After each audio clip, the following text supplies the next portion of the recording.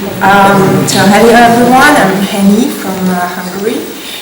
Originally I studied, I did like 5 years in industrial design engineering, and then I studied design and art theory, and then now I'm doing my PhD in Hungary, back in Hungary in design culture, and I'm here I'm in Leuven as an exchange student for this semester for sure, but maybe even for the second semester. And I often have this question, so I don't have a supervisor in Leuven, but I'm really here just to pick up courses that I'm interested in, so it's my holiday semester or something like that. And I was really interested in this project, so here, this is how I came here. And unlike the others, for me this week was more about learning Dutch. So look what I got. So what have we got?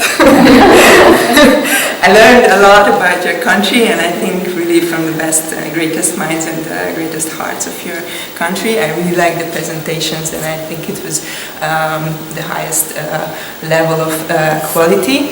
And it's hard to sum up what we learned, but just a few buzzwords. That on the first day, Helena said that to work in this field, like with people with disability, or especially with intellectual disability, you need patience, order, and passion.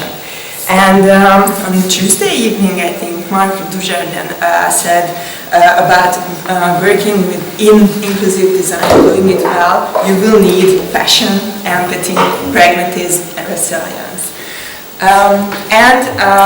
The day after, we saw via Patrick de Vlieger this already mentioned TED video of Amy Mullins, and she was talking about combining technology and poetry. And I don't think here's anyone with a marketing background, but marketing people really have the basics of 4 or 7 P's. So I think I had my 5 P's for this week, like patience, passion, for pragmatism, and poetry, 4 P's. And of course, the others. Oh, and Dutch words like alleen, ferm, and hoesting, so it was really, an insight. And of course, I learned a lot about people with disabilities, and especially with intellectual disabilities. I had already much personal experience with, let's say, minority groups, like people in prison, and people with alcohol problems, and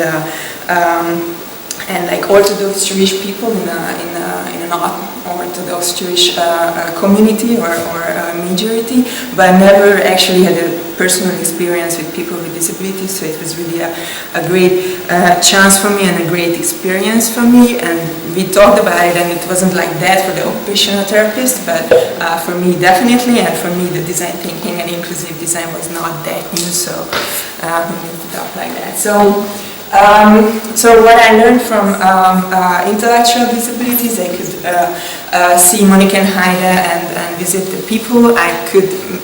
Let's say I made friendship with one of the ladies in the House of Lab, Karen, who spoke English, and very good English to me. And she was explaining that we had a click for the first moment that we met, and she was really nice and everything. I heard. Really, and she was so happy to talking to me in English, so how happy I was too. And I heard a lot, but haven't met Simon de Kelvin, and I think I heard a lot about him, and he told us a lot, I think, this week through Jan. And of course I made friendship, let's say, like at least got introduced to VAPH and DOP and PPB, and I heard a lot about Pavillio Maria as well. And as personal experience, we always learn a lot in design history and art history about modernist architectures, and like the works of Ludwig Mies van der Rohe. And when I arrived here, it was really, oh come on, I got into this fairy tale that I could never experience on my skin, just so I don't go on the pictures. So it was really a nice opportunity, and thank you for it. What is my project? It's one of the topics suggested by Chris. It's part-time supported living in MonnikenLAB, which is practically a lab that so far and right now they have in MonnikenLAB they have mostly people living here full-time, although there is the short-time house. And in the future, and already before this system changing in legislation, they were discussing to give the opportunity to people to live here like 3 or 4 days a week or even 2 days. And but this question raises a lot of other questions, and actually as Johan told me that when it comes up on discussions, it brings always some anxiety, and I tried to understand more what are these conflicts around this subject. So I don't think I could make it in 10 minutes to make it understand everyone very deeply, but there's a huge demand for making it possible for people not living in MonnikenLAB some time to spend here and some nights to spend here, but it's hard to organize it. Both the facilities like cleaning and sharing, to decide which, organizing the days that they could spend here and use someone's room, or to share a room to share a room during the week that someone is from Friday to Monday to Tuesday, and then well, whatever. Okay, I got in trouble. So there's this organizing problem and cleaning problem, let's say, or not a problem, but things to solve. But there's this demand to fill up the places and to give the possibility to as many people as possible. And it brings up privacy problems, like would you like to share your room with someone that you don't know? And it's not even with people with disability, but normal, regular, or other people. And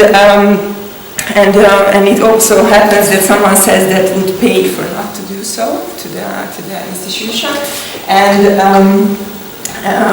although there are so whatever, how we could organize it, and I can see two different possibilities, and the third is like combining these two possibilities, like it's the first is going to the hotel model, like giving this illusion of untouched rooms that you have in a hotel, and this raises up questions like how to organize it, with the cleaning, with the personal belongings in the room, the decoration in the room, and overall usage of the rooms.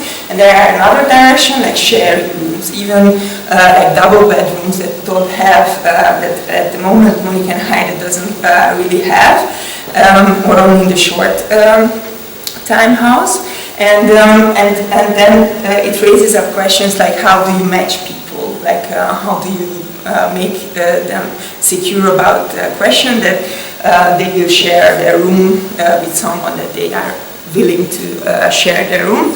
And if I come up with possibilities with both for both directions, I think I could also find ways in between and combinations of these possibilities. And how do I want to do that? Wat zijn mijn toekomstplannen?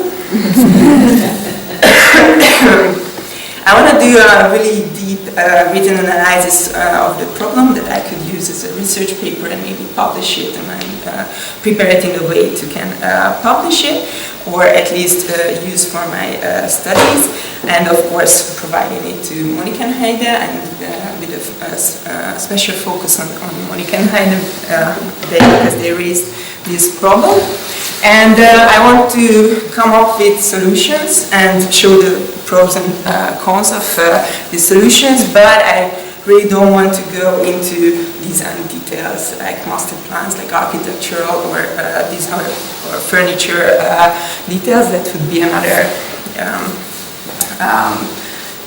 phase of the project. And because of my personal background, I would like to focus on a comparison to the issues rising around Airbnb. I already started the research on Airbnb and how it, the comparison is because there's something very similar is happening there for rationalization reasons and cost. Lowering the cost, you have to give up your privacy and share your room or your part of your house with someone, and there are a lot of people willing to do that, but some others don't. So it's really, and the whole industry around Airbnb has changed in the last years. So the hotel industry, the real estate industry, even in Hungary, and there are big issues in Portugal about it. So I think it's good thing to study deeper and see if there are some similarities to this question in MonnikenLAB. And another personal interest is in what I have is like the human and objects relationship, and in this case, really the privacy that we also talked about, Chris and Johan, that evolves and should be answered. And I have a course to follow with Patrick Defille and a paper to deliver, so I thought this week I got really inspired by MonnikenLAB to write a shorter paper about beauty and disability and go around this subject, the topic. And so what I would need for this, I would turn back here for 1 or 2 days and make photos and as much as I can, like understand more people and collect data and pictures and evidences for my topics. Keep in touch with Chris and Johan and in MonnikenLAB in general, and of course collect all the remarks and revisions from my co-researchers. So that those are my plans. Merci.